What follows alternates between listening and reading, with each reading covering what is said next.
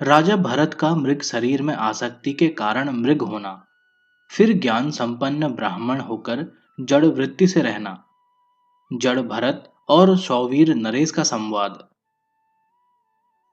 नारद जी बोले, महाभाग, मैंने आध्यात्मिक आदि तीनों तापों की चिकित्सा का उपाय सुन लिया, तथापि मेरा मन अभी भ्रम में भटक रहा है। वह शीघ्रतापूर्वक स्थिर नहीं हो पाता। ब्रह्मन, आप दूसरों को मान देने वाले हैं। बताइए, यदि दुष्ट लोग किसी के मन के विपरीत बर्ताव करें तो मनुष्य उसे कैसे सह सकता है? सूत जी कहते हैं, नारद जी का यह कथन सुनकर ब्रह्मपुत्र सनंदन जी को बड़ा हर्ष हुआ। उन्हें राजा भरत के चरित्र का स्मरण हो आया और वे इस प्रकार बोले। सनंदन जी ने कहा, नारद जी, मैं इस विषय में एक प्राचीन इतिहास कहूंगा, जिसे सुनकर तुम्हारे भ्रांत मन को बड़ी स्थिरता प्राप्त होगी। मुनि श्रेष्ठ, प्राचीन काल में भरत नाम से प्रसिद्ध एक राजा हुए थे, जो ऋषभ देव जी के पुत्र थे और जिनके नाम पर इस देश को भारतवर्ष कहते हैं। राजा भरत ने बाप दादों के क्रम से चले आते हुए राज्य को पाकर उसका धर्म पूर्वक पालन किया। जैसे पिता अपने पुत्र को संतुष्ट करता है, उसी प्रकार वे प्रजा को प्रसन्न रखते थे। उन्होंने नाना प्रकार के यज्ञों का अनुष्ठान करके सर्वदेव स्वरूप भगवान विष्णु का यजन किया। वे सदा भगवान का ही चिंतन करते और उन्हीं में मन लगाकर नाना सत्कर्मों में लगे रहते थे। तदंतर पुत्रों को जन्म देकर विद्वान राजा भरत विषयों से विरक्त हो गए और राज्य त्याग कर पुलत्स्य एवं पुलह मुनि के आश्रम को चले गए। उन महर्षियों का आश्रम शालग्राम नामक महाक्षेत्र में था। मुक्ति की इच्छा रखने वाले बहुत से साधक उस तीर्थ का सेवन करते थे। मुने, वहीं राजा भरत तपस्या में संलग्न हो यथाशक्ति पूजन सामग्री जुटाकर उसके द्वारा भक्ति भाव से भगवान महाविष्णु की आराधना करने लगे। नारद जी, वे प्रतिदिन प्रातःकाल निर्मल जल में स्नान करते तथा अविनाशी परम ब्रह्म की स्तुति एवं प्रणव सहित वेद मंत्रों का उच्चारण करते हुए भक्ति पूर्वक सूर्य देव का उपस्थान करते थे। तदंतर आश्रम पर लौटते और अपने ही लाए हुए समीधा, कुशा तथा मिट्टी आदि द्रव्यों से और फल, फूल, तुलसी दल एवं स्वच्छ जल से एकाग्रता पूर्वक जगदीश्वर भगवान वासुदेव की पूजा करते थे। भगवान की पूजा के समय वे भक्ति के प्रवाह में डूब जाते थे। एक दिन की बात है, महाभाग राजा भरत प्रातःकाल स्नान करके एकाग्रचित्त हो जब करते हुए 3 मुहूर्त 6 घड़ी तक शालग्रामी के जल में खड़े रहे। ब्रह्मन, इसी समय एक प्यासी हरिणी जल पीने के लिए अकेली ही वन से नदी के तट पर आई। उसका प्रसव काल निकट था। वो प्रायः जल पी चुकी थी। इतने में ही सब प्राणियों को भय देने वाली सिंह की गर्जना उच्च स्वर से सुनाई पड़ी। फिर तो वो सब सिंहनाद से भयभीत हो नदी के तट की ओर उछल पड़ी। बहुत ऊंचाई की ओर उछलने से उसका गर्भ नदी में ही गिर पड़ा और तरंग मालाओं में डूबता उतरता हुआ वेग से बहने लगा। राजा भरत ने गर्भ से गिरे हुए उस मृग के बच्चे को दयावश उठा लिया। मुनीश्वर, उधर वह हरिणी गर्भ गिरने के अत्यंत दुख से और बहुत ऊंचे चढ़ने के परिश्रम से थककर एक स्थान पर गिर पड़ी और वहीं मर गई। उस हरिणी को मरी हुई देख तपस्वी राजा भरत मृग के बच्चे को लिए हुए अपने आश्रम पर आए और प्रतिदिन उसका पालन पोषण करने लगे। मुने, उनसे पोषित होकर वह मृग का बच्चा बढ़ने लगा। उस मृग में राजा का चित्त जैसा आसक्त हो गया था, वैसा भगवान में भी नहीं हुआ। उन्होंने अपने राज्य और पुत्रों को छोड़ा, समस्त भाई बंधुओं को भी त्याग दिया, परंतु इस हरिण के बच्चे में ममता पैदा कर ली। उनका चित्त मृग की ममता के वशीभूत हो गया था, इसलिए उनकी समाधि भंग हो गई। उसके पश्चात कुछ समय बीतने पर राजा भरत मृत्यु को प्राप्त हुए। उस समय जैसे पुत्र पिता को देखता है, उसी प्रकार वह मृग का बच्चा आंसू बहाते हुए उनकी ओर देख रहा था। राजा भी प्राणों का त्याग करते समय उस मृग की ही ओर देख रहे थे। द्विजश्रेष्ठ, मृग की भावना करने के कारण राजा भरत दूसरे जन्म में मृग हो गए, किंतु पूर्व जन्म की बातों का स्मरण होने से उनके मन में संसार की ओर से वैराग्य हो गया। वे अपनी मां को त्याग कर पुनः शालग्राम तीर्थ में आए और सूखे घास तथा सूखे पत्ते खाकर शरीर का पोषण करने लगे। ऐसा करने से मृग शरीर की प्राप्ति कराने वाले कर्म का प्रायश्चित हो गया। अतः वहीं अपने शरीर का त्याग करके वे जाति स्मर अर्थात पूर्व जन्म की बातों का स्मरण करने वाले ब्राह्मण के रूप में उत्पन्न हुए। सदाचारी योगियों के श्रेष्ठ एवं शुद्ध कुल में उनका जन्म हुआ। वे संपूर्ण विज्ञान से संपन्न तथा समस्त शास्त्रों के तत्वज्ञ हुए। मुनिश्रेष्ठ, उन्होंने आत्मा को प्रकृति से परे देखा। महामुने, वे आत्मज्ञान संपन्न होने के कारण देवता आदि संपूर्ण भूतों को अपने से अभिन्न देखते थे। उपनयन संस्कार हो जाने पर वे गुरु के पढ़ाए हुए वेद शास्त्र का अध्ययन नहीं करते थे, किन्हीं वैदिक कर्मों की ओर ध्यान नहीं देते और न शास्त्रों का उपदेश ही ग्रहण करते थे। जब कोई उनसे बहुत पूछताछ करता तो वे जड़ के समान गंवारों किसी बोली में कोई बात कह देते थे। उनका शरीर मैला कुचैला होने से निंदित प्रतीत होता था। मुने, वे सदा मलिन वस्त्र पहना करते थे। इन सब कारणों से वहां के समस्त नागरिक उनका अपमान किया करते थे। सम्मान योग संपत्ति की अधिक हानि करता है और दूसरे लोगों से अपमानित होने वाला योगी योग मार्ग में शीघ्र ही सिद्धि प्राप्त कर लेता है। ऐसा विचार करके वे परम बुद्धिमान ब्राह्मण जन साधारण में अपने आप को जड़ और उन्मत्त सा ही प्रकट करते थे। भीगे हुए चने और उड़द, बड़े, साग, जंगली फल और अन्न के दाने आदि जो जो सामयिक खाद्य वस्तु मिल जाती, उसी को बहुत मानकर खा लेते थे। पिता की मृत्यु होने पर भाई भतीजे और बंधु बांधवों ने उनसे खेतीबाड़ी का काम कराना आरंभ किया। उन्हीं के दिए हुए सड़े गले अन्न से उनके शरीर का पोषण होने लगा। उनका एक एक अंग बैल के समान मोटा था और कामकाज में वे जड़ की भांति जुटे रहते थे। भोजन मात्र ही उनका वेतन था, इसलिए सब लोग उनसे अपना काम निकाल लिया करते थे। ब्रह्मन, एक समय सौवीर राज ने शिबिका पर आरूढ़ हो इक्षुमती नदी के किनारे महर्षि कपिल के श्रेष्ठ आश्रम पर जाने का निश्चय किया था। वे मोक्ष धर्म के ज्ञाता महामुनि कपिल से यह पूछना चाहते थे कि इस दुखमयी संसार में मनुष्यों के लिए कल्याणकारी साधन क्या है। उस दिन राजा की बेगार में बहुत से दूसरे मनुष्य भी पकड़े गए थे।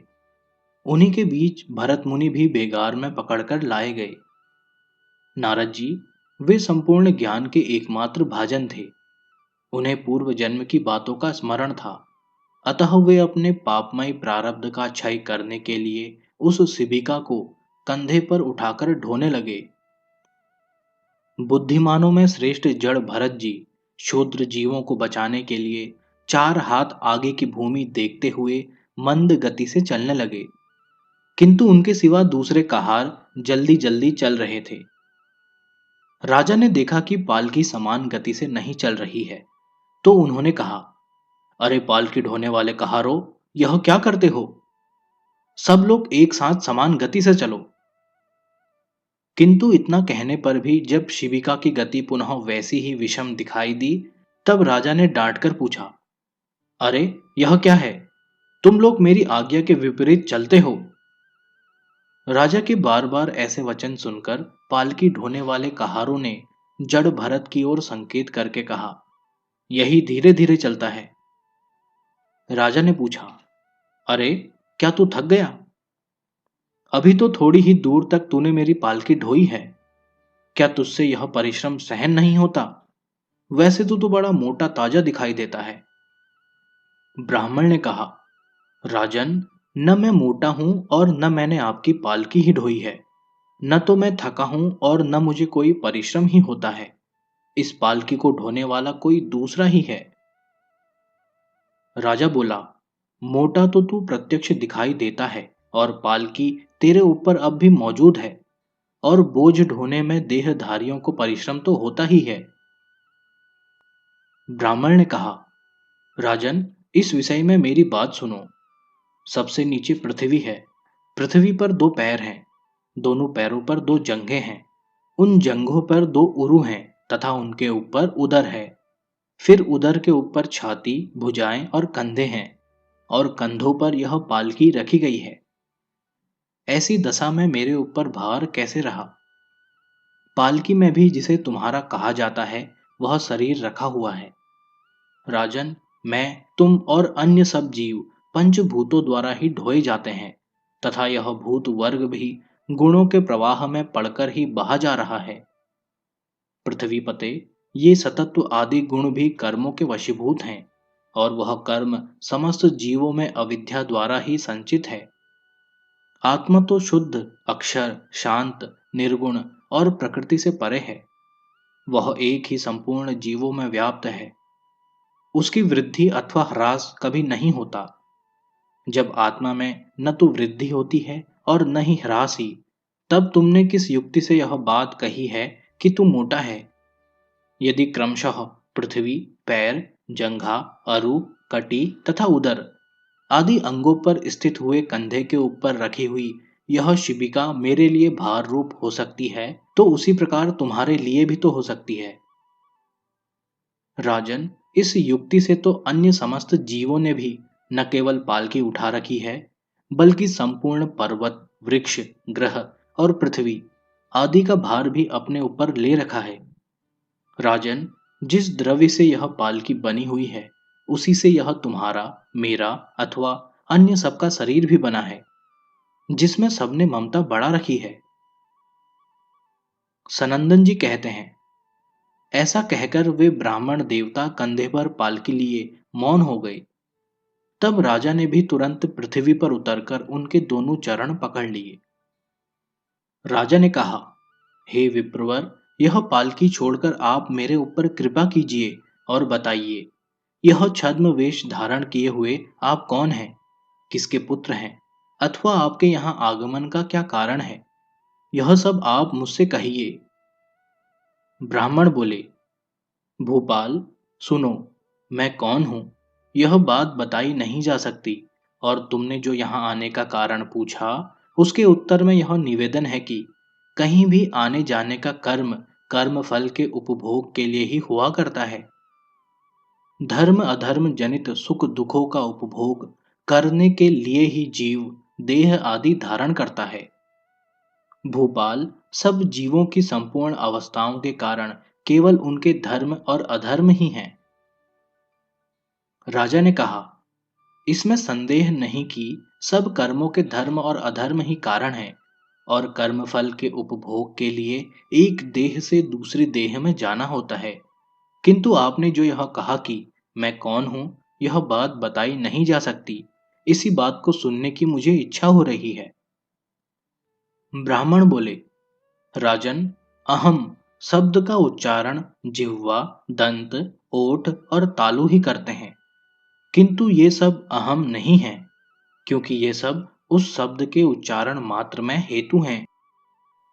तो क्या इन जिह्वा आदि कारणों के द्वारा यह वाणी ही स्वयं अपने को अहम कहती है? नहीं। अतः ऐसी स्थिति में तू मोटा है ऐसा कहना कदापि उचित नहीं। राजन, सिर और हाथ पैर आदि लक्षणों वाला यह शरीर आत्मा से पृथक ही है। अतः इस अहम शब्द का प्रयोग मैं कहाँ और किसके लिए करूं? नृपश्रेष्ठ, यदि मुझसे भिन्न कोई और भी सजातीय आत्मा हो, तो भी यह मैं हूं और यह अन्य है ऐसा कहना उचित हो सकता है। जब संपूर्ण शरीरों में एक ही आत्मा विराजमान है, तब आप कौन हैं और मैं कौन हूं इत्यादि प्रश्न वाक्य व्यर्थ ही हैं। नरेश, तुम राजा हो, यह पालकी है, और ये सामने पालकी ढोने वाले खड़े हैं, तथा यह जगत आपके अधिकार में है। ऐसा जो कहा जाता है वह वास्तव में सत्य नहीं है। वृक्ष से लकड़ी पैदा हुई और उससे यह पालकी बनी जिस पर तुम बैठते हो। यदि इसे पालकी ही कहा जाए तो इसका वृक्ष नाम अथवा लकड़ी नाम कहाँ चला गया?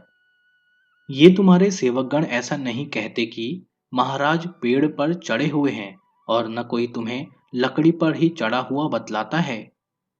सब लोग पालकी में ही बैठा हुआ बतलाते हैं, किंतु पालकी क्या है? लकड़ियों का समुदाय। वही अपने लिए एक विशेष नाम का आश्रय लेकर स्थित है। राजन, इसमें से लकड़ियों के समूह को अलग कर दो और फिर खोजो तुम्हारी पालकी कहाँ है। इसी प्रकार छाते की सलाखाओं, तिल्लियों को पृथक करके विचार करो, छाता नाम की वस्तु कहाँ चली गई। यही न्याय तुम्हारे और मेरे ऊपर लागू होता है, अर्थात मेरे और तुम्हारे शरीर भी पंचभूत से अतिरिक्त कोई वस्तु नहीं है।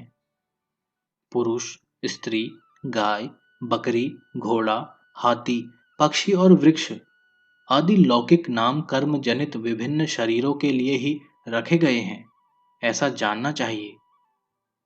भूपाल, आत्मा न देवता है न मनुष्य है, न पशु है और न वृक्ष ही है। ये सब तो शरीरों की आकृतियों के भेद हैं जो भिन्न भिन्न कर्मों के अनुसार उत्पन्न हुए हैं। राजन, लोक में जो राजा, राजा के सिपाही तथा और भी जो ऐसी वस्तुएं हैं, वे सब काल्पनिक हैं, सत्य नहीं हैं। नरेश, जो वस्तु परिणाम आदि के कारण होने वाली किसी नई संज्ञा को कालांतर में भी नहीं प्राप्त होती, वही पारमार्थिक वस्तु है। विचार करो वह क्या है। तुम समस्त प्रजा के लिए राजा हो, अपने पिता के लिए पुत्र हो, शत्रु के लिए शत्रु हो, पत्नी के लिए पति और पुत्र के लिए पिता हो। भूपाल, बताओ मैं तुम्हें क्या कहूं? महीपते, तुम क्या हो?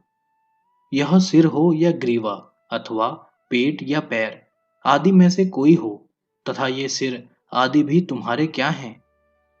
पृथ्वीपते, तुम संपूर्ण अवयवों से पृथक स्थित होकर भलीभांति विचार करो कि मैं कौन हूं। नरेश, आत्म तत्व जब इस प्रकार स्थित है, जब सबसे पृथक करके ही उसका प्रतिपादन किया जा सकता है, तो मैं उसे अहम इस नाम से कैसे बता सकता हूं?